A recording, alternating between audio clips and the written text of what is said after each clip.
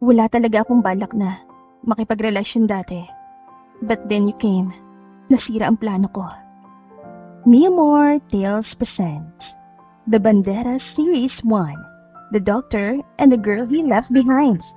Written by August R. Inis na si Camila sa inang paulit-ulit na lang ang sinasabi. Kada uuwi siya ay iisa lang ang lagi nitong salubong sa kanya. Mama naman! Napapahilamos na lang siya sa nararamdamang frustration. Wala nga po ang kulit niyo. Anak, hindi ka na bumabata. Ano, magpapakamatandang dalaga ka na lang? Sayang naman ang panahon. Ayaw mo ba kaming bigyan ng papa mo ng apo? Kahit isa lang. Ibinagsak niya ang sarili sa kama. Nakakarindi naman. Reklamo niya. 28 pa lang ako, ma. Malapit nang mawala sa kalendaryo na. Wika naman ng ama niyang si Christian Ignacio. Papa, kaya ko naman mag-isa, saka kung darating man yung lalaking gugustuhin ko, saka na. Paulit-ulit din naman niyang sagot sa hinaing ng dalawa. Ay, Diyos ko, Camille. Napasign of the cross pa ang kanyang inang si Clecia. Anak, hindi masaya ang buhay kung wala ka man lang asawa at anak. Hayaan mo na yung anak mo, Clecia. Pasasaan ba't darating ang araw na magpapakasal din yan? Pura ng papa niya. Nag-enjoy pa raw ngayon eh. Maghahabol naman yan sa susunod. That would never gonna happen, Papa. Confident niyang sabi. You know what? I'm late for work. Ciao, parentals. Si Camila ay isang journalist sa kumpanya ng kanyang ama. It's a magazine company. Kumbaga mamahaling chismis ang masasagap sa magazine. Marami naman ang nanliligaw sa kanya pero wala talaga siyang magustuhan o baka sadyang wala pa talaga sa isip niya ang pakikipagrelasyon. We have a new project. Imporma na babaeng general manager ng Ignatius Magazines pagdating niya sa trabaho.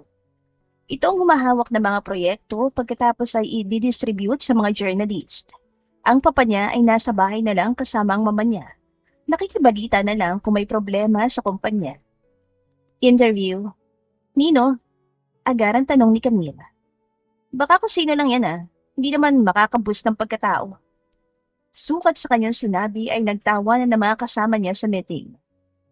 Sikat na doktor, anak ng isa ring sikat na doktor na si Dr. Raver Banderas. Kanya-kanya na reaksyon ang lahat ng tao sa silid. Sino ron, madam? 4 ang anak na doktor ni Doc Raver. Usisa ng isa pang journalist na si Millie. Ang galing nga naman ng pamilyang yon. 4 sa mga anak ay doktor at isa ay abogado. Baka yung pedya ang hambog nun, sabi niya. Physician. Nang malaman na physician ang i-interviewin, ay kanya-kanyang paligsahan na para makuha ang proyekto. Hindi rin naman siya nagpatinag. Sinong aayaw, kung titulo pa lamang ay alam na niya kung sino yon. Si Dr. Lyndon Banderas. Ako na yan, simula na ng pagtaas ng karera ko dyan. Ani Millie. Tinawanan niya si Millie. No, he's mine. Hoy, parang iba na yun Sino bang aayaw kung halos ayaw magpa-interview man lang ng sobrang sikat na doktor na yun? Ni ayaw humarap kahit saglit sa kamera. Masyadong mailap kumbaga. Ibibigay ko ang project na to kay Camille. Yes! Napasuntok pa siya sa ere. Baliwala ang reklamo ng mga kasama. Ako na to. Napakayabang. Iwas ng isa pa niyang kaibigan na si Vanna. Connections ang labanan. Hindi naman siya na-offend sa mga biro dahil alam naman niyang biro lang talaga yun. Natahimik lang ulit siya nang muling magsalita ang general manager. Tama, connections. What? Bulalas niya. Talagang ipinagdiinan, madam Pero nanatiling seryoso ang ginang. Hindi naman lingid sa kaalaman natin na ang may-ari ng magazine company na ito ay ang ama ni Camille na kaibigan naman ng ama ni Doc Lyndon na si Doc Raver. You get my point? Nagtanguan naman sila. Mapapadali ang interview dahil hindi na awkward dahil family friend naman kayo, Cams. Napilit lang din si Doc Lyndon dahil sinabing ikaw mag-i-interview sa kanya. Wow! Luto talaga ang laban dito. Hiyaw ni Millie na tinawanan ng mga kasama nila. Wala na talaga. Pwede namang ikaw, Millie, basta siguraduhin mo lang na makikipag-cooperate siya. Alam naman nating lahat kung gaano ka-busy si Doc at kung gaano kailap sa lahat. Umiling ang babae. Ay, ikaw na, Camille. Baka turukan ako ng pampatulog nun. Gusto sana niyang sabihin na hindi naman sila close ng nasabing doktor at ni hindi pa nga sila nagkakaharap, pero sinarili na lamang niya. Tulad nga ng sabi ng mga kasama niya, ay malaking achievement yon. Kailan schedule na interview? Next week, Monday at 10 in the morning, sa ospital ang location.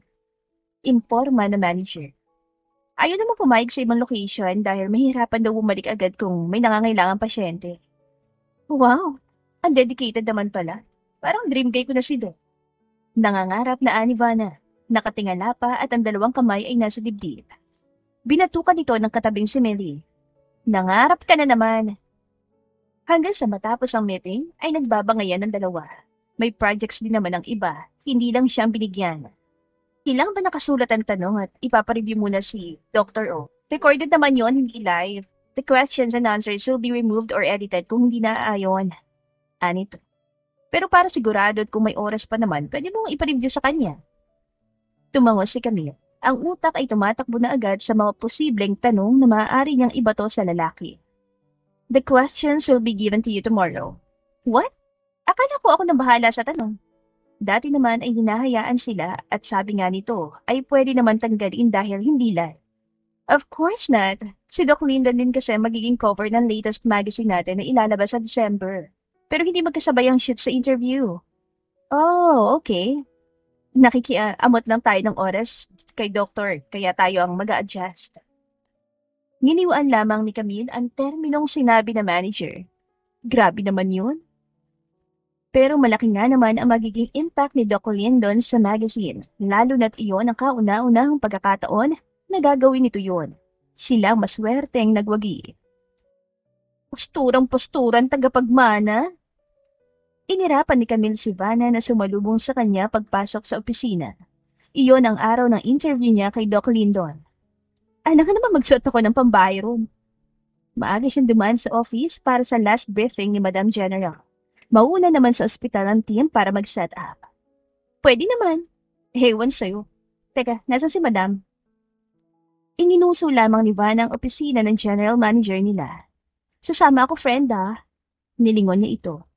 At bakit? Hindi mo sisimulan agad yung project mo? Hindi. Nasa ibang bansa pa yung politikong interviewin ko. Pero nakapagpa-schedule na naman ako. Tatawag na lang daw yung opisina niya kapag nakabalik na. Kaya manggugulo ka sa akin. Ay, wag na. Ipagdadamot mo lang si Doc eh. Kumunatan noon ito. Loka. Bakit ko naman ipagdadamot yun? Ikaw talaga kung ano-ano na lang yung pumapasok sa utak mo. O siya, kakausapin ko muna si Madam. Mabilis lang naman siyang kinausap ng general manager at bumiyahe na rin agad siya patungo sa VLCI Hospital kung saan nagtatrabaho si Dr. Lyndon Banderas. Nakaset up na roon ang pagdating nila ng kaibigang si Vanna. Wow, ang ganda naman ng setup, komento ni Vanna. Good morning po, Miss Ignacio. Bati sa kanya ng isang babae. Secretary po ako ni Doc Lyndon. Pasensya na raw po at may emergency siya pero hindi naman daw po matatagalan. Kung okay lang daw po na maghintay ng ilang minuto. Mabilis siyang tumango. Yes, opo, ayos lang. Hindi naman po kami nagmamadali. Wala rin akong schedule mamaya. Salamat po. Upo muna kayo. Office ba to ni Doc? Hindi napigilang usisa ni Vanna. Opo. Parang sariling office na nag-ikot-ikot ito. Nagtitingin ng mga displays. Ang ganda. Hindi halatang nasa ospital. Masyado kasing maliwanas ang ambience ng paligid. Maliwanag din ang garden at makikita kung tatanaw sa bintana na floor to ceiling. Yun po kasi ang gusto ni Doc. Ayaw niya na ma-feel ng patients niya na nasa ospital kapag nagpapacheck up sa kanya. Nakangiting saad ng secretary. Sabihin niyo lang po kung may kailangan kayo. Tumingin ito sa wristwatch na suot. Mukhang matatagalan si Doc. Okay na po kami dito. Salamat. Maghihintay na lang po kami. Magalang na ani Camille. Halos kalahating oras sila naghintay bago dumating si Doc Lyndon. Nakasuot pa ito ng doctor's coat, gulo ang buhok at halatang pagod. Pero nang makita sila, particularly siya, ay malawak itong ngumiti. I'm sorry, I am behind schedule already. Anito sa kanya lumapit. Shall we start? Ayaw masyado pa kayong balahin. Professional niya itong initian. No worries, Doc Banderas. Ayos lang. Alam namin sobrang busy mo at nakakatuwang pinagbigyan pa rin kami sa magazine company. Iginiya niya ito sa nakahandang single couch. Dalawa yon, magkaharap sila. May isang camera naka-install sa harap nilang dalawa. Hawak niya ang mga tanong. Nasabi naman na may camera, right, Doc? Pero kung uncomfortable kayo, we can remove it and palitan na lang ng recorder. No, no, okay lang. Anito na iwinasiwas pa ang kamay sa Eric. Then, can we start? Nang tumango ito ay saka siya nagpakilala. I am Camille Ignacio, a journalist from Ignatius Magazine. I know. Nakangiting Anito. Agad siya namula dahil sa malambing nitong ngiti. Sino ba namang babae ang hindi ko? Ganong pagwapo ang ngingiti rito. Matangos ang ilong, makapal na kilay, mahahabang pilikmata at maninipis at mapupulang labi. Tumikim siya bago alanganin tumango. Oh, okay. So, for the first question, how are you, Doc? Natawa siya. Pasensya na. The question is for warm-up para sa ibang nakakabang tanong. Natatawa rin naman itong umili. I'm good. So far, pagod pero masaya. Pangarap mo ba talaga ang maging doktor? No. Nakangiting sagot ito. Actually, nasa second year na ako sa engineering nang malaman ko na namatay sa sakit ang biological mom ko. So, I shift course. Nagsusulat din si Camille at nagte-take down notes. Nire-review rin niya ang mga tanong bago ibato sa binatang doktor. So, kaya ka nag-shift bigla? Yes, she's my inspiration but my success now is dedicated to my stepmom. So touching. Nagpatuloy ang batukan ng tanong at sagot sa pagitan nilang dalawa. So, for the last question, Dr. Banderas, may girlfriend ba si Doc? Sorry nakalista kasi. May liligawan sana kong papayag. Maayos na natapos ang interview. Ilang katanungan lang naman ang ibinato niya rito. Muntik pa ngang hindi matapos dahil sa biglang emergency nito. Mabutit may sumalong ibang doktor. Thank you for your time, Doc Banderas. Nakipagkamay si Camille sa doktor. We'll inform you about the photo shoot. Depende yan sa schedule mo. Makikipag-communicate na kami sa secretary mo.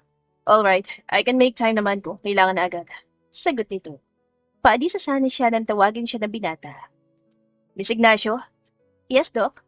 May kailangan ka? Lumapit ito at tumayo sa harapan niya.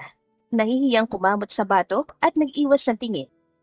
May gagawin ka after this? Saglit na nag-isip si Camille. Wala naman. I-review ko lang tong interview mo tapos ile-layout na rin. Bakit? Hindi sila close. Nakikita sila noon sa mga party ng pamilya pero ngayon lang nagkaharap at nag-usap. Sana kitang magkape saglit. No worries, kung may pupuntahan ka naman okay lang. Next time na lang. Kumunatan noon ito. Nagtataka. Bakit? Gusto ko lang linawin, Doc. Kasi as far as I know, we're not close. Well, friends ang mga tatay natin, but yeah, I know. Tango nito. Pwede ba kitang imbitahan kahit saglit lang dyan sa labas? Sumulyap siya sa kasamang si Vanna na patay mali siya nakatingin sa gilid. Ang team ay nauna na ring umalis. Paniguradong aabutin siya ng walang katapusang pang-aasar sa kaibigan mamaya. Pwede naman. Pagpayag na niya, wala namang masama. Wala ka bang pasyente? Baka may emergency ka o naghihintay ng pasyente. Wala naman. Nagtungo lang sila sa cafe sa tapat ng ospital. Gusto pa sana nitong lumayo pero nag-insist siya dahil nga baka bigla itong kailanganin. Salamat sa pagpayag, Miss Ignacio. I appreciate it. No worries. Wala rin naman ako masyadong gagawin pa. Ito lang ang hawak kong proyekto sa ngayon. Si Vanna ay mabilis na nagpaalam na mauuna na. Idadahilan pa naman sana niyang may pupuntahan silang magkaibigan. Kumusta naman si Tito Chris? Wala talagang balak na bumalik sa pagtatrabaho? Natatawan tanong nito. Napangiwi siya. Wala. Sabay na lang daw silang dalawa ni Mama. May mga maasahan naman daw siyang tauhan. Natawa si Doc Banderas. Natakot yata na baka raw gantihan siya ni Tita. Habang nagkukwentuhan, ay saka naman napagtanto ni Camille na close palang binata sa mga magulang niya base sa mga kwento nito. Excuses lang yun ni Papa. Tamad lang talaga. So, how about your parents? Kahit hindi siya close sa mga Banderas, ay nakakahiya namang hindi kamustahin. Inunahan na nitong kumustahin ng mga magulang niya. They're good. Nagkakagulo pa rin minsan dahil hindi magkasundo. Sikat pa rin na Dr. si Doc Raver, ano? Ang cute lang na love story nila. Hanga talaga siya sa relationship ng mag-asawang Banderas. Best friend ng dalawa bago naging magkasintahan at nagpakasal. Oo nga, para pa nga rin sila mag-best friends hanggang ngayon. Ang ingay nila kapag nagkukwentuhan. Halata sa mukha ng binata ang saya kapag pinag-uusapan ang mga magulang. Masaya naman pala itong kausap. Maaga ang kasama. Mali naman pala yung nababalita na suplado ito at hindi namamansin. Seryoso lang siguro talaga ito sa trabaho. Thank you for your time, Miss Ignacio. Camille na lang, Doc. Napaka-formal naman kung laging Miss Ignacio ang itatawag mo sa akin. Ewan ba ni Camille kung ano ang trip ng doktor, pero sa mga sumunod na araw ay lagi itong sumusulpot. May dalang pagkain o minsan ay kape. Hindi na nga niya namalaya na 1 buwan ang ganoon ang routine niya. Doc, napadaan ka na naman. Malayo ng ospital sa opisina niya. Tapos sa shift mo? Mamaya pang start, 7 p.m. Nasanay na yata ang mga kasamahan niya, kaya diretso na lagi ang lalaki kung saan ang kanyang opisina. I brought you dinner. Sabi nito bago tinas ang paper bag na may tatak ng isang mamahaling restaurant. Hindi ka na sana nag-abala pa, Dok. Pauwi na sana ako, buti naabutan mo pa ako. Para itong nanlumo. Sabayan mo akong kumain, Camila. Pwede ba? Pero ayos lang din naman kung hindi. Iuwi mo na lang itong pagkain. Kinokonsensya pa nga siya. Sige na nga. Tumayo na siya at nauna sa pantry. Yung shoot pala, hindi pa maasikaso dahil sa schedule mo. Hindi ba talaga kami pwedeng sumingit? 1 buwan na kasing delay. Naroon na rin lang naman na lalaki ay bakit hindi pa niya gamitin ang oportunidad at isingit na rin ang trabaho. Sorry about that. May convention seminar pa ako sa Singapore next week eh. But I will inform my secretary kung kayang isingit. Hindi naman yung magtatagal, mga 1 to 2 hours na. Nakakapunta ka nga rito, ibig sabihin may free time ka. Casual na pakikipagkwentuhan niya kay Lindon. Ito na rin na naghain ng pagkain. Yes ma'am, gagawin ko ng para ng shoot na yan. Kaya na. Thank you for the food, Doc. That's it at baka maliit ka. 6:30 na eh. No, okay lang. Nakangiting tura nito. Medyo maluwag kapag night shift, tahimik ang ospital. Talaga ba? Kahit at sa gabi magulong ospital, maraming accident. Natawa ito sa walang kwenta niyang akala. No, hindi ganoon. Kapag may mga occasions, ganoon, like Christmas and New Year. Pero kapag ganitong ordinaryong mga araw lang, wala namang masyado. Marami silang napagkwentuhan habang kumakain. Nang matapos ay ito pa talagang naglinis at nagtapon ng basura. Sa ospital ka na? Tanong niya na magkasabay silang bumaba sa parking lot. Ihatid muna kita. No! Iyaw ni Camille. Dok, 1 kanto lang ang layo ng kondo ko rito tapos ikaw halos 1 oras pa magdadrive. At saka may sasakyan ako. Susunod lang ako at saka dediretso na ako sa ospital. Dr. Banderas.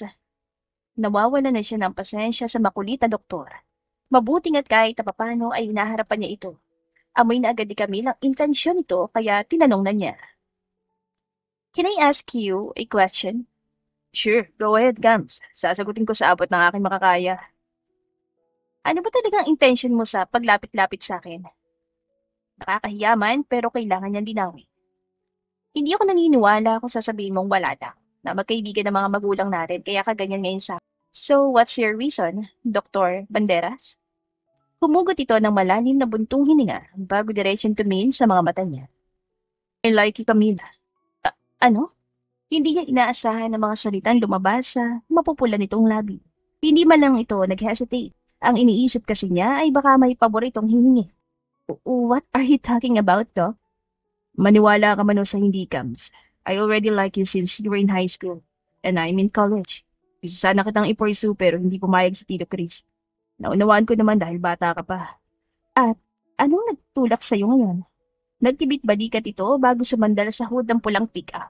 Why not? Wala naman sigurong hahadlang. We're both successful now. Nagsabi na rin ako kay Tito and Tita. They said yes. Nanaki ang mga mata ni Camille sa narinig. You're just kidding me, right? Bakit naman agad-agad kang dediretso kina Papa at Mama niyan? Parang wala pa man ay sumasakit na ang ulo niya. Kaya pala panay ang pangungumusta ng mama niya nitong mga nakaraang araw. Ay, my head hurts. Seryoso ko, Cams. Seryoso nga naman ang itsura nito. Walang kahit anong bakas ng pagbibiro. Sana okay lang sa'yo, do. I am not asking for approval. Kumunot ang noon ito. Ano? Asik niya. Natawa ang binata. Cute. Umayos ka, Dok. Kasi bibigawan kita kahit hindi ka pumayag. Ang paniligaw naman kasi pagpapakita na seryoso ko talaga sa babae na gugustuhan. Hindi yung kapag hindi pumayag ay ayaw na. That's not love. Just infatuation. Wala siyang masabi. Ang daming nangyayari sa kanya ngayong araw. Nakakapagod. Shucks. Uuwi na ako. Lalo ko napagod sa narinig ko. Ikaw rin. Go na. Punta ka na sa ospital. Marami naghihintay sa iyo mga pasyente doon. Wala talaga siyang balak na makipagrelasyon kaya hindi niya ito pinapansin pero persistent si Lindon. Kahit anong pagod nito at sunod-sunod ang shift ay nakukuha pa rin talagang bistahin siya o kaya itumawag para mga musta. Hello? Ano na naman, Doc? Kunwari ay naiinis ang boses ni Camille pero nakangiti naman siya. Busy ako. Sorry to bother you, Cams. Maangos na lang.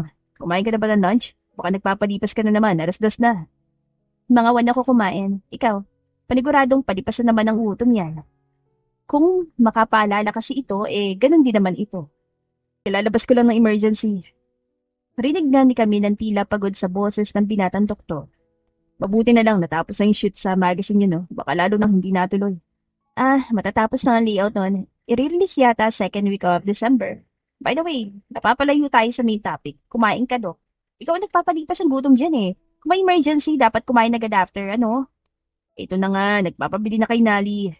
Si Nali ay ang sekretary nito. May gusto ka bang snack? Wala. Naisipan niyang dalawin na lang ito at dalhan ng merienda. May mga pasyente ka pa ba ngayon? Wala naman siyang gaanong ginagawa sa opisina kaya pwede siyang umalis. Depende pero wala pa naman nakasked. Mamayang 5 ang rounds ko and may check-up ako sa ilang patients after that. Okay. Bakit mo na itanong? Pupuntahan mo ko? Napangisi si Camille. Pag-iisipan ko. What? Pantanggal pagod, Gams. Halakak nito sa kabilang linya. Ayoko, I'm busy. Nakangising wika niya. Kahit ang totoo ay kanina pa siyang gayak at palabas na ng office. Bye na.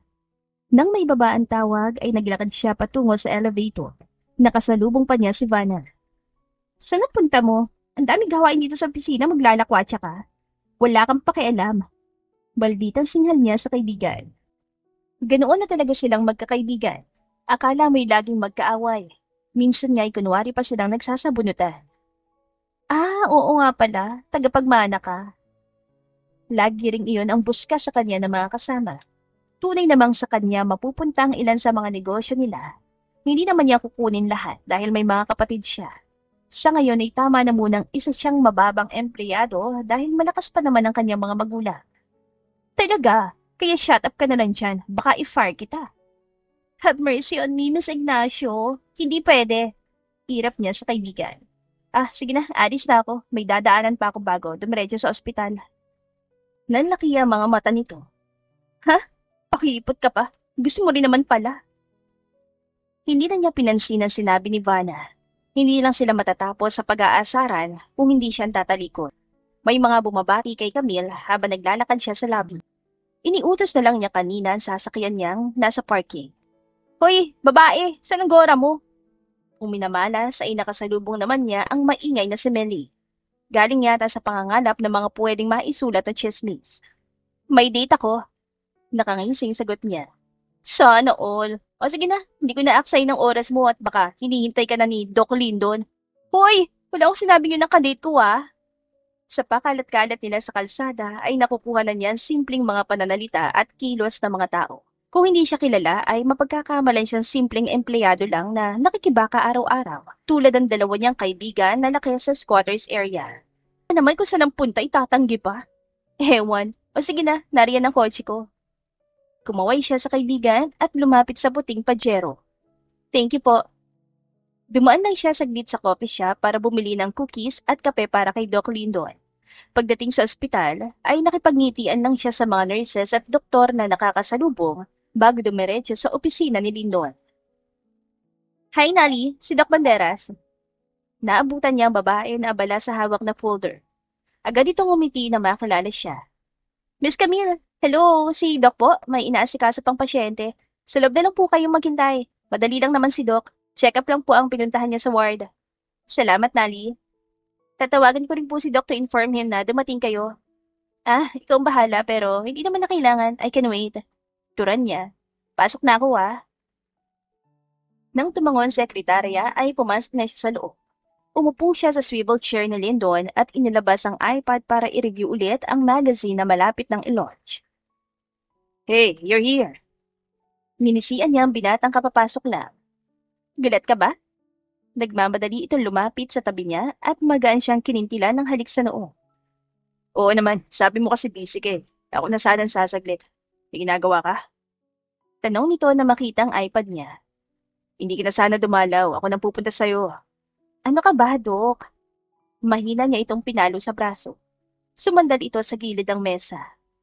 Ito nga lang gagawin ko. Pwede namang gawin kahit saan basta. Dala ko ang laptop at iPad ko. May dala pala akong cookies at coffee. Magmerienda ka na muna. May pasyente ka pa ba hanggang mamaya, di ba? Hintay na kita. Tinitigan siya ni Lyndon. Halata sa mukha na hindi makapaniwala sa mga pinagsasasabi niya. Talaga? Nakakapanibago ka naman, Kams. Hindi naman pwedeng ikaw lang lagi ang nag-e-effort sa ating dalawa, no? That's not how relationship works. Simpleng anya saka itinago ang ngiti. Ha? Hindi makapaniwala sa bitito. Wait. I think. Namali ako ng dinig? Malakas na siyang napahalakha. Ang cute ng reaksyon nito. Ang laking tao pero parang cute na bata kapag nagulat. Hindi ka nagkamali ng dinig, Dok. You mean? Yes. Malakas itong humalakha. Tuwang-tuwa nang hindi na napigilan ay dinamba siya at mahigpitan niya ka. Thank you. Thank you, Kams, for giving me a chance. Niyakap din niya ito papalik. Nakita ko naman ang effort mo. Pero ang totoo, wala talaga akong balak na makipagrelasyon dati. But then you came, nasirang plano ko.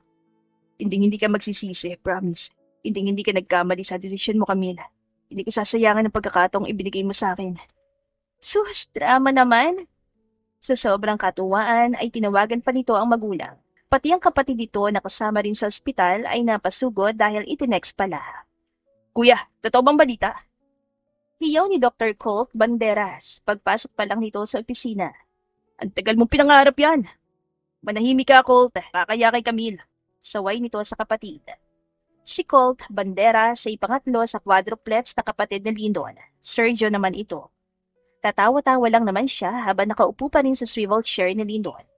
Hindi na siya umalis doon at hindi rin naman kasi siya pinalipat ng binata. Huwag ka nang mahiya, kuya. Totoo naman kasi. Ani Colt. Hi, Camille. Or should I say, ate? Anong ate? Higil na angil ni Lyndon sa kapatid. Mas matanda ka pa kay Camille. Ang saya lang panoorin ng mga itong mag-argumento. Kahit na binibiro ni Colt ang kuya nito ay naroon pa rin ang paggala. Kuya, nasabi mo na rin kina-trigger. Si Bullet maraming pasyente kaya hindi makalis. Iinggitin ko nga. Nakangising saad ng surgeon at kumuha pa ng litrato. Isasend daw sa GC na magkakapatid. Si Trigger ay dentista at si Bullet ay pediatrician. Ang bunso sa quadruplets ay abogado, si Range. Nakaalis na si Colt dahil napaging na. Pinagalitan pa nga ni Lyndon dahil may emergency pala ay nagawa pa ring lumayas-layas. Pauwi na rin sila. Siya na nagmaneho dahil pagod si Lyndon. Nagsunod-sunod kasi ang pasyente nito kaya inabot sila ng alas 11 ng gabi. Bakit abogadong bunso nyo? Naligaw ba ng university? Kuryosong biro ni Camille. Wala rong maglalabas sa amin sa kulungan kung idemanda kami ng pasyente. Malakas siyang natawa dahil sa dahilan ni Attorney Range. Ang witty ha? Pero seryoso, ano nangyari? Ba't doktor kayo lahat maliban kay Attorney? Not sure of the reason. Ay, fine. Anyway, Lyndon, daan muna tayo sa restaurant or drive-thru na lang para makakain ka bago magpahinga ha. Sobrang pagod mo na lagi. Nakakapag-alala pala talaga ang trabaho ng isang doktor. Ang mga ito ang nag-aalaga sa mga pasyente pero hindi gaanong maalagaan ang mga sarili. Pagod itong isinandal ang ulo sa headrest sa upuan bago malalim na bumuntong hininga. Parang hindi ko na nga kayang kumain ngayon dahil sobrang pagod. Hindi pwede din doon. Baka maepektuhan naman ang katawan mo. Ipagluluto naman kita kaso matatagalan pa. Bukas na lang siguro. Sa ngayon, order na lang muna tayo at sa kondo ko kumain. Malayo pa kung sa subdivision nyo. Umuuwi kasi ito sa sariling bahay na nasa subdivision lang din kung saan nakatira ang mga magulang nito. Salamat sa pag-alaga, Kams. Masaya silang nagsasama. May date kapag day off ni Lyndon. Itong inaayunan niya dahil hawak naman niya schedule niya. Minsan, isang beses lang sa isang buwan sila mag-date dahil sobrang hila pala ng may boyfriend na doktor. Hindi naman niya magawang magalit dahil mga pasyente nito ang kaagaw niya. Tapos na yung shift mo? Magki-Christmas Eve na lang ay nasa ospital pa rin ito. Uuwi sila sa mga magulang niya sa isla. O sa bahay mo na lang tayo. Malili tayo kung hindi pa makakalis agad ngayon eh. Maraan siyang hinila ni Lyndon. Sorry, Kams. Hinihintay ko lang ang kapalitan ko at alis na tayo. Sorry talaga. Pwede ka namang mauna na sana at susunod ako. Nakakayakin na tito. Sa huli, hindi rin sila nakauwi. Sa ospital sila nagdiwang ng Christmas Eve. Kinabukasan naman ay nasa mansyon sila ng mga banderas. Camille, nasa si Lindon? Tanong ng mami ni Lindon na si Tita Ada. Bakit iniiwan ka rito, iha? Uuwi lang kanina, wala na naman. Sinabihan ko pong magpahinga, tita. Sagot ni Camille. Nakasuot pa ang ginang ng apron dahil nagluluto ito sa kusina katulong ang asawang Dr. Dean na si Doc River. Wala po kasing pahinga kahapon hanggang kanina madaling araw eh. Hindi nakarating yung kapalitan niya eh. Ayaw namang umalis nang walang maiwan sa ospital. Kaibahan ng daddy niya. Natatawang anito. Come on, samahan mo na lang ako sa kusina. Wala kang kasama rito sa sala. Sige po. Hindi ka ba hanapin sa inyo? Tanong ni Doc Ray nang makapasok sila sa kusina. Intermitido pa naman yung ama mo. Natawa siya dahil totoo ang sinabi ng kaibigan ng papa niya. May pagka-OA din po yun. Tita, ano pong may tutulong ko? Nating iha, just sit over there. Kaya na to ni Ray. Laki-laking tao niyan eh. Magkwentuhan lang tayo. Ada, nandiyan ka na naman sa pang-aasar mo. Wala ka talagang ipinagbago. Pang-asar pa rin. Reklamo naman ni Tito Ray. Alam mo ba yan si London, iha? Tahimik lang yan at sinasarili mga salubin pero nakakatuwa na naging ana siya sa'yo. Agad-agad nagsabi, ah. Kaya nga po. At saka hindi naman kami close. Bigla na lumapit at tagayang magkape. Natatawang inalala niya ang unang interaksyon nila ni Lindo nang matapos ang interview nito sa magazine nila. Nakakapanibago kasi nga po ang balita eh. Masungit tsaka suplado yun. Nagtawa na mag-asawa. Totoo naman yon. Aloof din siya. Mabuti na nga lang at nadadala ng quadruples sa kakulitan kaya medyo naging magaan ang personality ni Lindon. Nasaan nga po pala sila? Si Tito Ryan sumagot. Ano pa, di kung nasang lupalop na naman. Si Trigger baka nasa girlfriend niya. Pero mamaya narito na naman ang mga yon lalo't alam na nandito ang kuya nila. Wala namang gagawin ng kwadro na yon kundi asarin ng panganay. Nagkukwentuhan lang sila habang nagluluto at hanggang sa makapaghain. Tapos niyo na ako i-backstab? Sabay-sabay silang naglingunan sa pinto ng kitchen nang may magsalita. Lindon, kanina ka pagising? Namumula pa ang mga mata nito at gulo ang buhok. May bakat pa ng una ng kaliwang pisngi. Oo, iho. Natutuwang nilapitan ni Tita Ada ang anak. Gising ka na pala. Kakain na tayo tapos magpahinga ka ulit. Ma'am, kasama ko si Cams tapos tutulugan ko lang. Hinaplas ni Camille ang braso ng kasintahan. Okay lang naman ako, Lindon. Kasama ko naman sila, tita. Ngayon ko na nga lang makakapagpahinga ng mahaba-haba. Sulitin mo na. Okay lang talaga ako. You sure? Oo nga, kumain ka na. Bago maupo ay nilibot ni Lindon ang tingin sa kabuuan ng kusina tapos ay nangunot ang noo. Nasaan ang kwadro, ma'am, dad? Tatawagan ko lang. Si Tito Ryan sumagot at saka umalis sa kusina. Ninitian siya ni Tita Ada. Maguguluhan ka sa mga yon, paghandaan mo na. Natatawang baling ni Tito sa kanya. Okay lang po, magulo rin naman ang mga kapatid ko.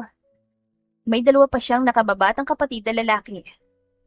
Oo nga, magulo rin ang dalawa mong kapatid pero walang tatalo rito sa mga barako ko. Ang tatanda na pero para mga bata pa rin umasta. Masayang nagdiwang ng Pasko ang pamilyang Banderas kasama si Camila. Nung bagong taon naman ay sa mga Ignacio sila kasama ni Lindon. Lindon, naalala mo pa noon? Iyakan ka nung dinala ka rito ng tatay mong siraulo. At kanina pa ipinapaalala ng papa ni Camille ang lahat kay Lindon ay kaya napapailing na lang siya. Paano ba? Kanina pa yan ah. Saway niya sa ama. Baka nakukulitan na ang boyfriend niya rito. Kumakain yung tao oh. It's okay, Cams. Sanay na ako kay Tito noon pa man. Paano hindi masasanay? Halos ako nag-alaga dyan nung naglaya si Raver. Dinaladala rito tapos iiyak lang at tutulala. Kaya akong kawawa. Ano bang mali ko sa bata noon? Iyan na naman ang kanyang ama. Tama na, Papa. Matapos nilang kumain ay dinala sila ng papa niya sa dalampasigan at doon itinuloy ang kwentuhan. Tuloy pa rin sa pasimpleng paninira kay Doc River. Lindon, maayos naman ang kalusugan mo. Bigla ay tanong ng papa niya. Maayos naman po. Nakakaramdam ng panghihina minsan pero dahil na sa sobrang pagod. Maganang nasagot ni Lindo. Kumunot ang noo ng ama. Bakit mo na itanong, Dad? Umiwas ito ng tingin bago uminig. Wala naman. Kasi di ba nakakapagod ang trabaho ng doktor, kaya... Naguguluhan pa rin si Camille pero nanahimik na lang siya. Baka nga naman concern lang ang kanyang ama. Masaya naging bagong taon nila bilang magkasintahan. Hanggang sa may ilan siyang napapansin sa binata. Lindon, ayos ka lang ba? Tanong niya isang araw na magkasama sila sa bahay nito. Yes, love. Matamlay na sagot ito. Sinundo niya ito sa ospital dahil masama raw ang pakiramdam at gusto raw magpahinga. Habang nasa biyahe kanina ay nakapikit lamang ito. Matamlay ka at parang namamayat ka, love. Ayos lang talaga ako. Nagsunod-sunod lang kasi ang trabaho sa ospital. Tumahimik na lang si Camila. Sige, ipagluluto kita ng pagkain. Gigisingin kita kapag luto na para makainom ka ng gamot. Thank you, Kams. Itutulog ko lang ito at mamaya babalik na rin ako sa ospital. No, Lindon! Pigil niya sa plano nito. Magpapahinga ka hanggang sa tuluyang gumaling. Makaka-apekto lalo sa katawan mo kapag pinilit mo. Okay. Nag-aalala na siya sa kalusugan ng binata. Noong mga nakaraang araw pa niya napapansin na madalas sumama ang pakiramdam nito pero hindi niya pinupuna dahil magagalit. Nagpapakulo siya ng sinigang na makarinig ng kalabog sa kwarto. Mabilis siyang tumakbo patungo doon. Lindon? Naabutan niya nakaluhod ito sa tapat ng bahon. Hey, okay ka lang? Hinimas niya ang likod ng lalaki. Bakit bigla ka nagsuka? Hindi naman ito makasagot kaya tumahimik na lang siya. Ilang minuto pa niyang sinamahan ng lalaki sa banyo at pagkatapos ay inalalayang makabalik sa kama. Thank you, love. Mamaya ka na matulog. Luto ng sinigang, kumain ka na muna. I'll try. Hindi lang isang beses itong nilagnat. Nitong huli ay halos hindi na nito pansinin ang sakit dahil sa trabaho. Kaya lagi niyang pinagsasabihan pero hindi naman nakikinig. Isang araw ay dinalaw niya ulit ito sa ospital. Hindi na kasi siya mapakali. Lindon, ano yung nasa leeg mo at braso? Namumula, pantal ba yan? Ang laki-laki naman. Oo, Kams. Nilagyan ko naman na ng ointment. Kumakain ka naman ba, Lindon? Nakangayayat ka talaga, love. Ayos nga lang. Stress at pagod lang to. Hindi na siya nangulit, pero nang minsan tawagan siya ni Nadi at ibalitang bigla na lang nawalan ng malay ang lalaki, ay talagang hindi na niya napigilan. Lindon naman, ilang beses ko na kasing sinabi na magpa-check up. Hindi porket doktor kay hindi ka na pwedeng tamaan ng sakit. Nasa sofa bed lang sila sa opisina. Hindi nagpa-confine. Sinasabi ko sa'yo, Lindon. Don't worry about me, love. Malakas tong boyfriend mo. Nakuha pa nitong magbiro.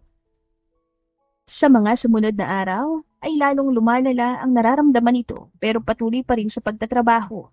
Nabother na siya kaya nagsumbong na kay Tita Ada sa kanila na pilit na magpa-check up si Lindon. Hindi totoo yan. Galit na sigaw nito sa kasamahan doktor na makuha nilang resulta. Kasama ni Camila mga magulang ni Lindon. It's not true. Paano magkakasakit ako ng ganyan eh? Lakas-lakas ko nga. Lindon has a stage 2 lymphoma cancer. May treatment naman daw at malaki ang tsansa ng paggaling kung makikipag-cooperate ang binata. Ngunit sa kaso ni Lindon ay mahihirapan silang pilitin ito. He's denying it. No, pinaglololo ko lang ako niyan. Hanggang sa sariling opisina ay nagwawala ang doktor. Galit na galit. Nadagdagan ang pamumula ng mga pantal nito dahil sa galit. Manahimik at maniwala na lang, Lindon. Galit din natura ni Tito Ray. Dad, wala nga akong sakit na ganyan. Paano magkakaroon ako ng lymphoma eh? Ang lakas-lakas ko at malusog ang katawan ko. Ang nagkakaroon lang ng sakit na yan ay yung mahin. Fever. Why did you punch your son? Iyaw ni Tita Ada, pumagit na sa mag-ama. Nanilisik na mga mata ni Doc Ray. Kapag hindi mo to tinanggap, hindi ka gagaling. Lindon, may sakit na lymphoma ang biological mother mo, nak. Hirap na hirap siya nung ipinagbubuntis ka. Tapos sasabihin mo lang na mahina ang may sakit na lymphoma. Kinaya kanyang buhayin sa kabila ng sakit niya. Nanlaki ang mga mata ni Camille sa gulat dahil sa narinig. Nagtakip siya ng bibig upang pigilan ang pagsinghap. Nanatili siyang tahimik, nakayakap sa binata kaya ramdam niya ang panginginig ng katawan nito. Nagkagulo pa sila lalo nang mawala ng malay ang lalaki. Sa pilitan na itong ipinakonfine ng mga magulang, pero naging mainiti ng ulo nito. Laging galit at ipinipilit na hiwalayan na niya. Isang linggo na nakakonfine si Lindon kaya halos sa ospital na rin siya tumira. Ayaw niya itong maiwang mag-isa. Hey, kumusta ka? Sa lubong niya rito na makapasok sa hospital room. Dinalaw ka na mga kapatid mo kanina? Tinitigan lamang siya nito bago marahang umili. What are you doing here? Masakit pero pinilit niyang umiti. Dinadalaw ang boyfriend ko, of course. May dala akong pagkain. Kumain ka para madali kang lumakas at who the hell told you na kapag kumain ako ay mabilis akong gagaling. Angel nito. Sanay na siya. Sinasanay ang sarili. Kung sana pagkain lang palang gamot ay hindi na maraming nagkakasakit at namamatay. Lindon, tinabihan niya ito sa kama. Hindi makakagaling pero makakatulong naman, love. Umalis ka na. Love, pero kadarating ko pa lang. Nasasaktan siya sa tuwing tinataboy nito pero sinasantabi na lang dahil mas nangingibabaw ang pagmamahal sa lalaki. At saka wala kang kasama pagdating na lang ni Tita Ida. Kayang mag-isa. Umalis ka na. Nakakabala ba ako sa trabaho mo? Malamig ang boses na anito. Hindi siya tinapunan ng tingin. Nang magsimula ang chemotherapy ni Lindon ay lalo ito naging masungit sa kanya. Kung hindi siya nito susungitan ay tulog naman ito matapos magsuka. Camille. Nilingon niya si Tita Ada na kapapasok lang. Tita, nandito po pala kayo. May trabaho ka? Tanong nito. Nakatingin sa laptop niya nakapatong sa malita center table. Hindi ka ba hahanapin ng papa mo? Umiling si Camille. Hindi po. Hindi po muna ako tumanggap ng project. Nagsusupervise na lang po muna ako ng layout at designs para hindi masyadong kailangan ng oras. Pagod na bumuntong hininga si Tita Ada. Tinabihan siya nito sa couch at pinanood ang mahimbing ng natutulog na anak. Salamat dahil hindi mo sinusukuan ng anak ko, Camille. Ako na nga lang nahihiya sa tuwing ipinagtutulakan ka palayo. Salamat dahil hindi mo pinakikinggan. Pinanood din ni Camille si Lindon. Mabuti at nakatulog ito. Nang ibalik kasi kanina galing sa chemo ay para itong lantang gulay pero nagawa pa rin siyang sungitan at palayasin. Mahal ko po eh. Nakakaunawang hinaplos ng ginang ang kanyang balikat. Alam mo ba sobrang saya ko na ikaw naging girlfriend niya? Kahit na hindi ko siya tunay na anak ay sobrang close sa akin ng batang yan. Naikwento nga po niya. Alam mo, simula elementary, lahat na lang na maganda niyang kaklase at schoolmate ay kinukwento niya sa akin at sinasabing crush niya. Nakangiting anito. Pero noong minsan nakita ka sa party, wala nang ibang bukang bibig kundi ikaw. Noong nag-college siya, nagpaalam na liligawan ka raw kaso tinakot ang papa mo. Mahina siyang humagighig. Nabanggit din yun ni Lindon sa kanya. Kaya nang ipakilala ka, sobrang tuwa ko dahil sa wakas, magiging masaya siya sa pagpili ng sariling desisyon. Kaya sana, alam ko sobrang selfish na hihilingin ko kami. But I hope hindi ka magsawa sa anak ko. Mahigpit niyang hinawakan ng palad ang ginang. Hindi po, maliban na lang po. Siya ang bibitiw. Araw-araw siyang dumadalaw sa ospital. Aalis saglit kung kailangan sa opisina at babalik din agad. Halos hindi rin naman umaalis sa tabi ni Lindon ng ina. Ang ama't mga kapatid ay pabalik-balik din pero hindi nagtatagal dahil may mga trabaho. Lindon, are you okay? Nilalamig ka ba? Mabilis niya itong dinaluhan. Hating gabi noon. Nagbanyo lang siya saglit at pagbalik ay nanginginig na ito. Hey love, look at me.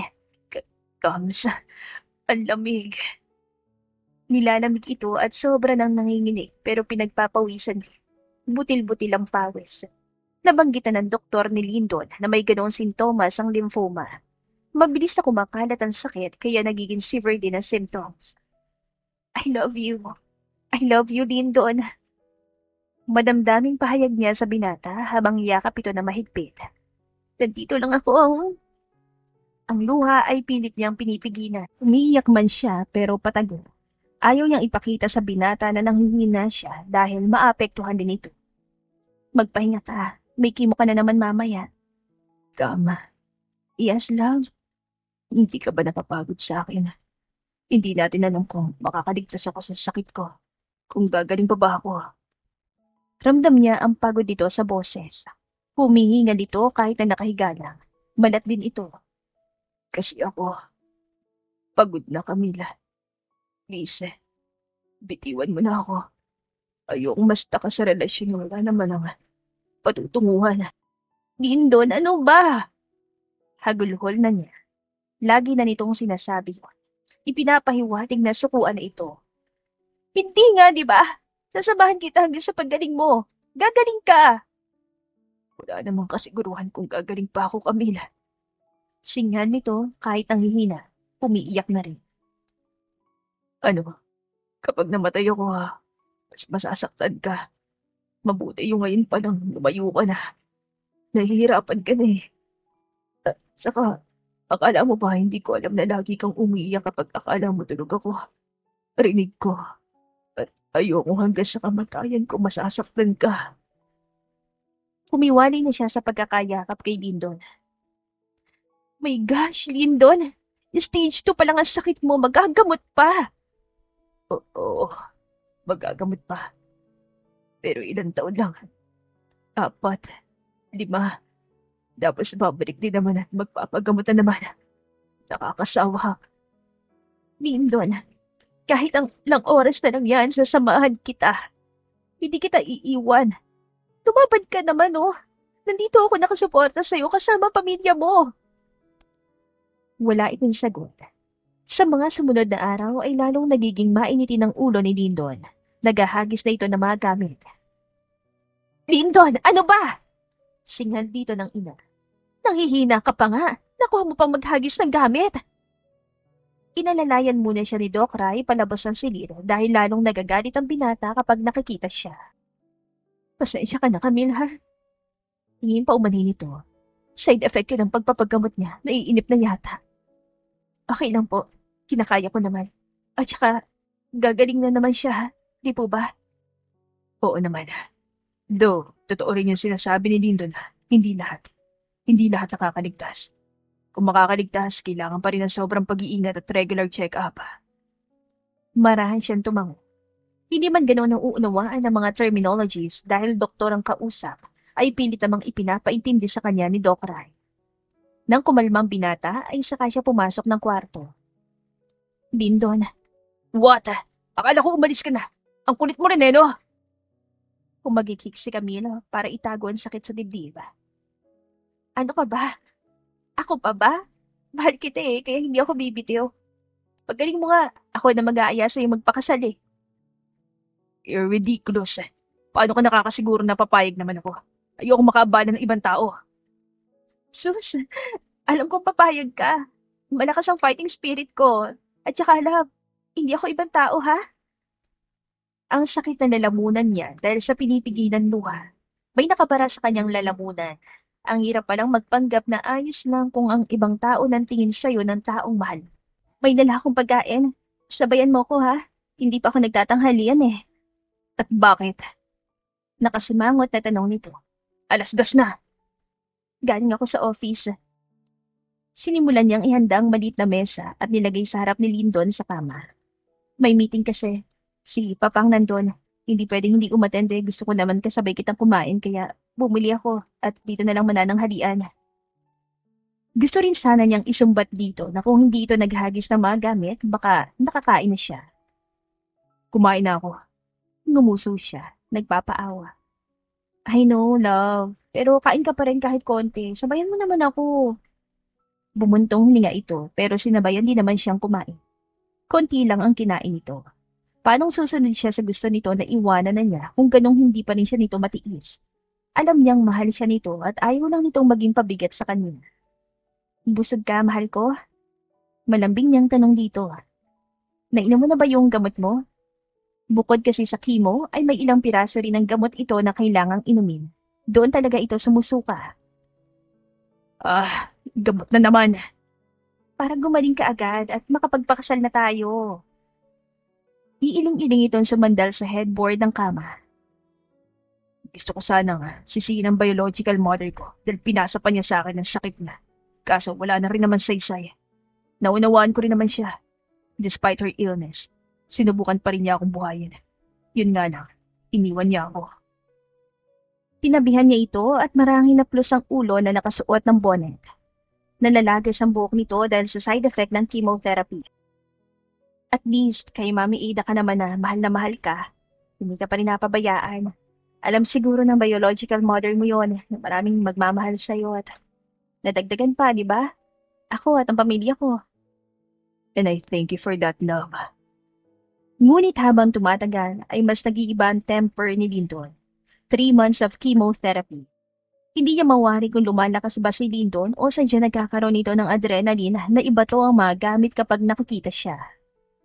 Lindon naman! Hindi na niya mapigilan ng mapareklamo. Ayaw mo na ba talaga sa pag-aalaga ko? Kaya ko naman eh.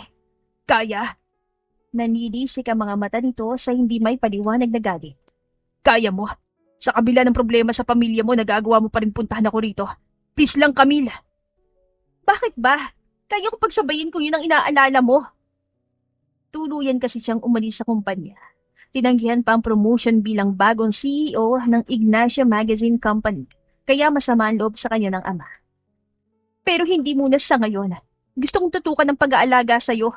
Malapit naman na matapos ang chemo mo. Disappointed itong umiling-iling. Huwag kang tanga, Camila. Hindi umiikot ang mundo sa iisang tao lang.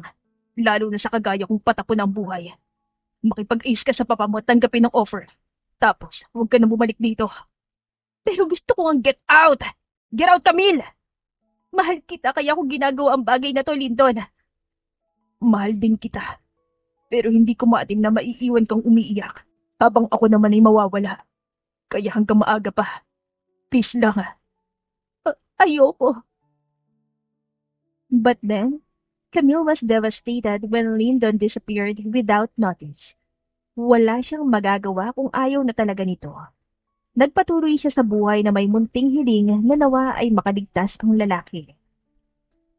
Samantala ay masakit para kay Lyndon na makita si Camille na pagod. Lihim pa nga itong umiiyak kapag akala ay tulog siya, pero nagpapanggap lang naman siyang tulog para mapanatag ito. Mom, please. Please help me. Pagmamakaawa niya sa ina. Hindi ko na kaya. Hindi ko na kaya na makita pa si Camille na nasasaktan. Nahihirapan at umaasa. Don, nak, hindi ba't lalo siya masasaktan kung aalis ka ng walang paalam? Bakit hindi mo sabihin ang totoo? Totoo na, Mi. Naalis ako sa ibang bansa magpapagamot pero walang kasiguruhan kung makakasurvive. Aasa lang siya maghihintay. Paano kung hindi na ako makabalik? Ang sakit-sakit din para sa kanya ang desisyong yon. Iiwan niya ang babaeng matagal niyang pinangarap na ngayong nasa kanya na ay sakit naman ang magiging hadlang. Alam mo ba sa kakaganyan mo, Lyndon? Lalong humihina ang katawan mo? Hindi mo tinutulungan ang sarili mong gumaling. Marami kaming nakasuporta sa'yo kaya huwag mong iisipin na hindi ka makakaligtas dahil lalo kang panghihinaan ng loob niyan. Mi, please. Halos hindi na niya makilala ang sarili niya dahil sa pamamayat. Kung papala rin na makaligtas, babalikan ko siya at kahit gaano kahirap o pahirapan niya ako. Tatanggapin ko basta masuyo ko siya ulit. Saka na ako magpapaliwanag. Paano kung may iba na siya? Doon na tahimik si Lyndon. Paano nga ba? Kakayanin ba niya? Then, so be it. Kung masaya na siya, hahayaan ko na. Mamahalin ko na lang siya sa malayo. Nakumbinsi ni Lyndon ng mga magulang na dalhin siya sa ibang bansa para magpagamot. Kasama niyang ina. Hindi ito umalis sa tabi niya kahit na saglit. I miss her so much. Bulong niya habang nakatanaw sa bintana ng hospital room niya. Mama, can you show me pictures of her? Isang buwan pa lang ay para na siyang mababaliw. Chemotherapy takes 4 to 6 months and it's now his 4th month. Kung papalarin at ipagkakaloob ng Diyos, huling buwan na ng chemo niya. Here, iniabot ng ina ang phone nito. Naroon ang mga larawan ni Camille. She's standing on her white suit coordinate. Nakangiti ito, may hawak na mikropono at nasa harap ng maraming tao.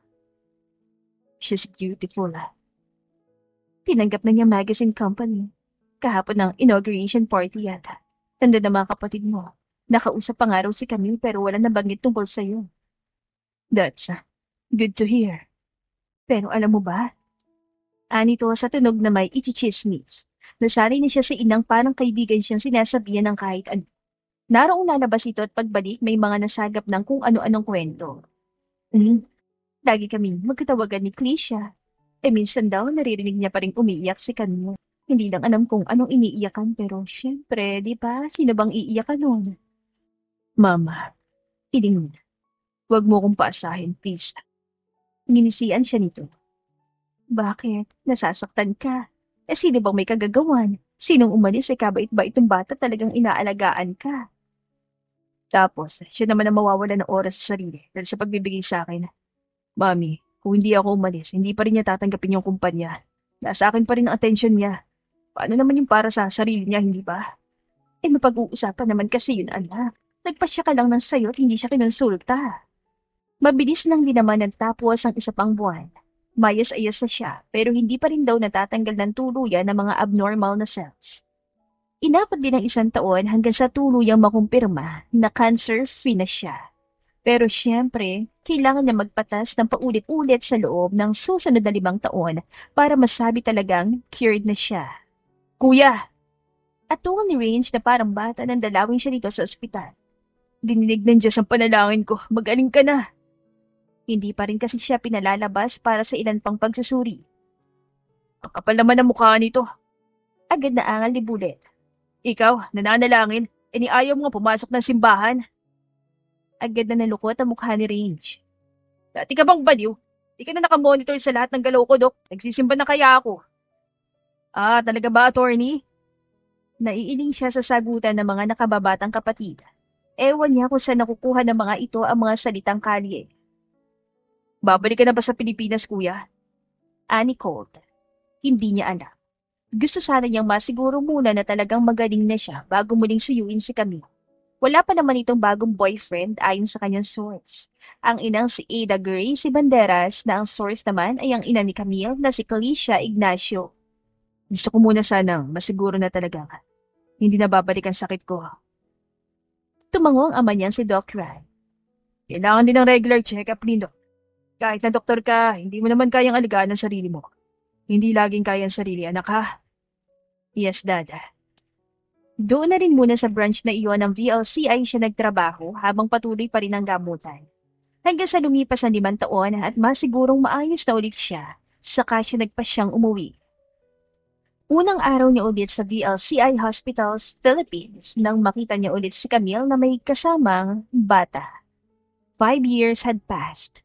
Kasalukuyang nagpapacheck up ng pamangkin si Camille sa ospital nang hindi niya inaasahang makita si Lyndon. Malakas at nakakapagtrabaho na ito ulit. Miss Ignacio, this way po. Sabi ng nurse, pinapasok na sila ng pamangkin sa silid kung nasa ng pedya. Hindi niya namalayan dahil nakatitig siya sa doktor na nakikipag-usap sa pasyente na nasa hallway. Mommy? Niyo po yan 3 taong gulang na pamangkin. Mami ang tawag nito sa kanya dahil tita Mami ang gusto niya kaso ay Mami lang ang laging nababanggit nito. Anak ito ng bunso niyang kapatid na lalaki. Bakit? May masakit sa'yo? Wala po. The doctor outside po. I know him po. Picture tita. Napairap sa hangin si Camille.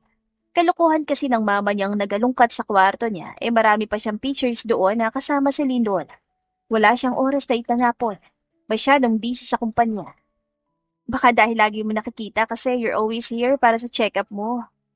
Parang hindi naniniwala ang pamangkin niya pero hindi na ito nangulit pa. Madali naman itong kausap. Nang tuluyang makapasok sa silid ang pedya ay parang gusto na lang ulit niyang lumabas dahil sa kakaibang ngisi ng pedya doktor ng kanyang pamangkin. Miss Ignacio, hi. Bati nito. Dr. Bullet Banderas. Bati ni Camille sa kapatid ni Lyndon. Nasaan pong regular doctor ni Isla? Hindi kasi ito nakasanayan doktor ng bata. Anak mo? Sa halip na sagutin ang tanong niya ay nagtanong din ito. Kamukha mo ilang taon na? Sasagot na sana siya na maunahan ng bata. Mommy, so ingay. Kasabay naman ay ang pagbukas ng pinto sa likuran nila at pumasok ang lalaking balak iwasan. Kuya! Bati ni Bullet sa bagong dating. Mari naman napapikit si Camille. Sigurado siya narinig nito ang sinabi ni Isla. May kailangan ka, kuya? Tumayo pa talaga si Bullet para bigyan ng upuan ang nakatatandang kapatid. Habol niya ng tingin ng 2 doktor pero agad din siyang nagbawi dahil sa kalabit ng bata sa tabi niya. Picture doctor po. Para siyang natuod sa kinaupuan habang chine-check up ni Bullet si Isla. Your daughter is beautiful. Komento ni Lyndon nung palabas na sila. Nakuha pa ngang humalakhak ni Bullet at sinang-ayunan pa ang kapatid. Kaya nga, di ba kuya, magkamukha sila? Palihim niyang sinamaan ng tingin si Bullet pero inilingan lang siya nito. Akala niya hindi na ulit sila magkikita ni Lyndon pero parang pinaglalaruan siya dahil lagi siya nagagawi sa ospital. Kung hindi magpapacheck up ng mga pamangkin, sasama ng kaibigan si Vanna na magpa-ultrasound. Ngayon naman ay ang ina ang sinasamahan niya dahil nabagsakan ng kutsilyo ang paa nito at nasugatan. Kasi naman mama, sabi huwag na makialam sa kusina eh. Naririndi na ako sa'yo, Camille. Kanina ka pa. Inisaasik nito sa kanya. Para kang sirang plaka. Nakakanerbiyos ka naman kasi nung nawalan ka ng malay. Parang humiwalay ang kaluluwa niya sa katawan nang bigla itong mawala ng malay dahil sa takot. Sus! Sabihin mo may trauma ka dahil lagi nawawala ng malay noon si Doc Lindon. Totoo naman. Ma, hindi nakakatuwan trauma ha. Pinagtawanan ko ba? Inirapan siya nito. At saka bakit pa kasi ako babalik eh? Nagpagmat ko na naman kahapon to. Ikaw may sabing parang may nana. Talaga nga namang hindi niya na alam kung coincidence o sadya.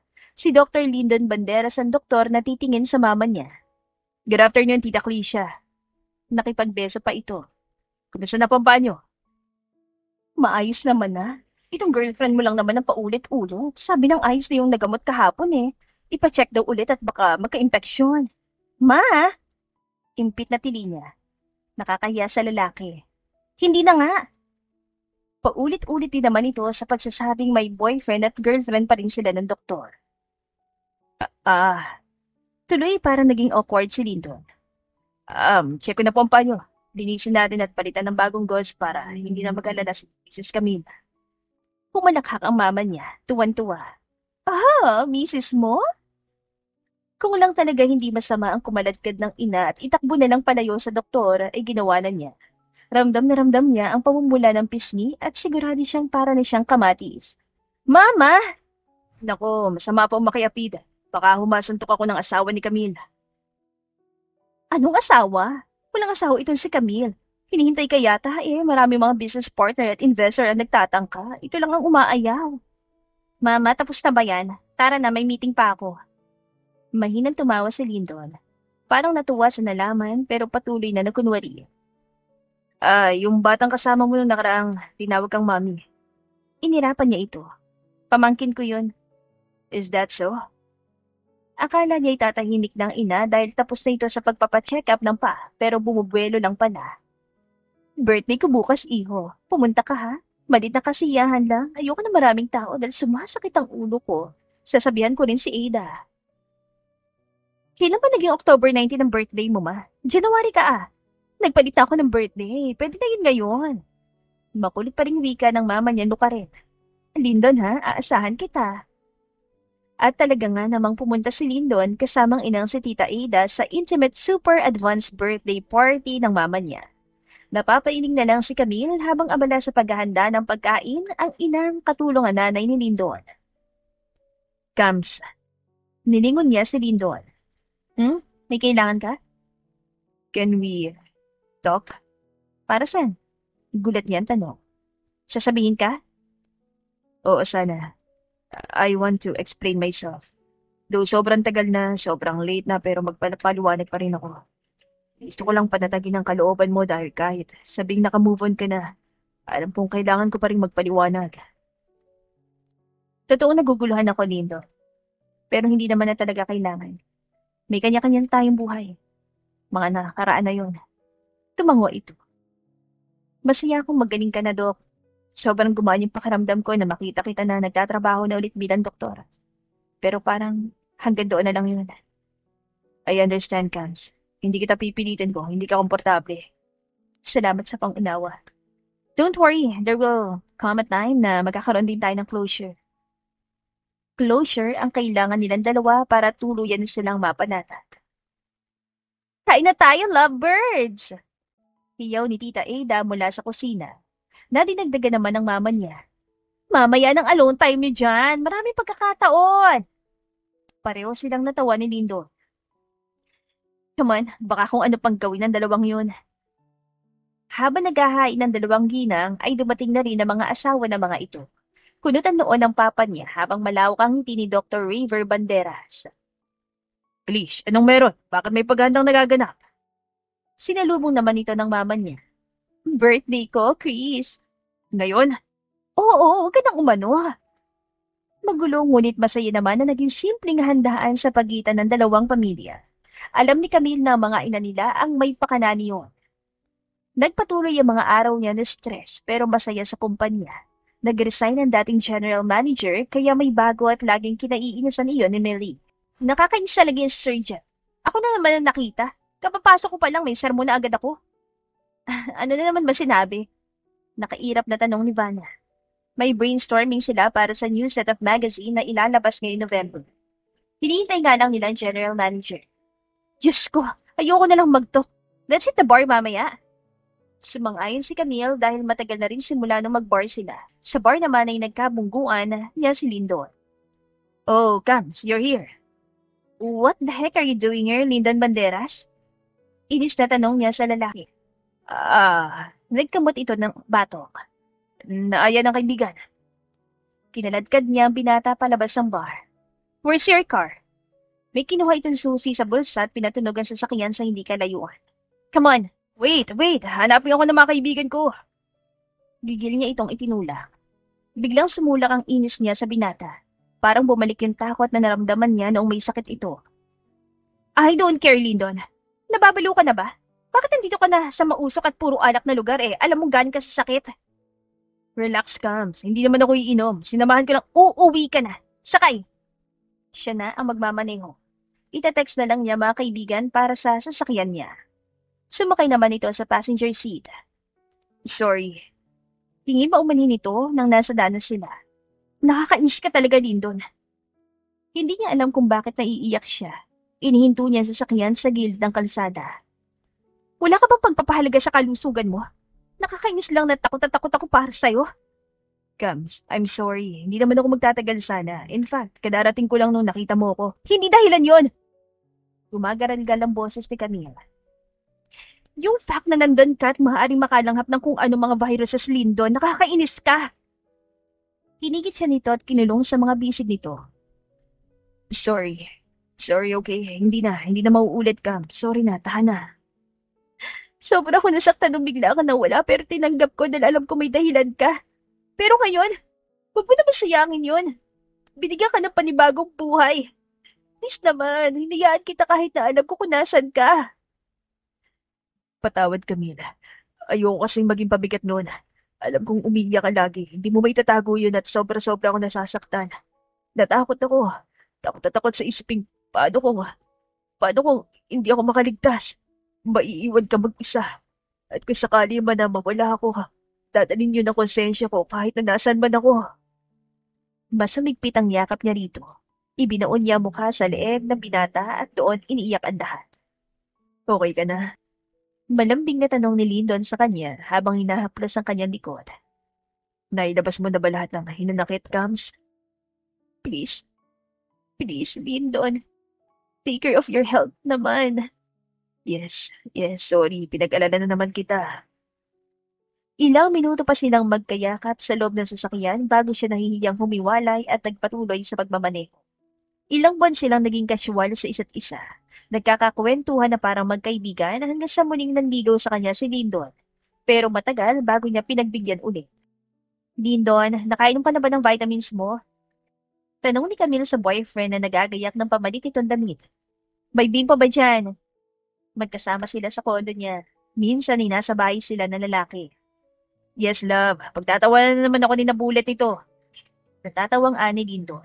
Sinamungutan niya ang lalaki. Bahala sila. Ang mahalagang kalusugan mo. Ito na nga po. Mahina siya natawa. I love you. Sorry, love. Ang paranoid ko. I understand, love. At last, may kaba pa rin pero panatag si Camille dahil nasa piling na niya si Lyndon. Let's get married. Biglang sabi ni Lyndon. Ano? Maiksi ang buhay, Cams. Huwag na tayo magkaksay ng oras. Ngayon pa ba tayo mag-aalinlangan? Sino ba nag-aalinlangan? Ano? Kailan ba? Asikasuhin ko na ang mga papeles ko. At nagkatawanan sila. Hindi rin nagtagal ay sa simbahan din ang bagsak nila. Mabuti na lang at hinintay niya ito dahil wala na siyang ibang lalaking nais mahalin, kundi ito at ito lang. The end. Kung nagustuhan ninyo ang aming istorya, ay huwag kalimutang mag-like at subscribe. Salamat sa pakikinig. Mag-iingat po tayong palagi at naway lagi tayong pagpalain. Hanggang sa muli! Paalam!